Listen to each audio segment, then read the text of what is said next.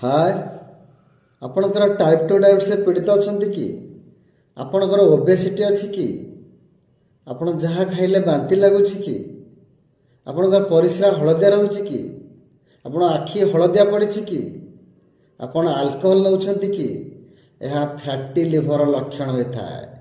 Chronic fatty liver क्रमशः liver cirrhosis होता है।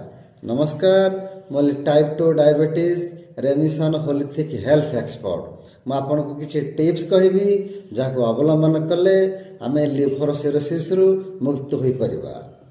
प्रथमे आपण अल्कोहल अवॉइड करंतु, सुगरली फूड अवॉइड करंतु, इटिंग ऑयल खाद्य को ठीक रे चोबे खातु, पानी यथेष्ट नियंतु, खाद्य रे प्रोटीन परिमाण अधिक रखंतु, राति रे 7 रु 8 घंटा शुवंतु, आ सकाळु किछि एक्सरसाइज करंतु।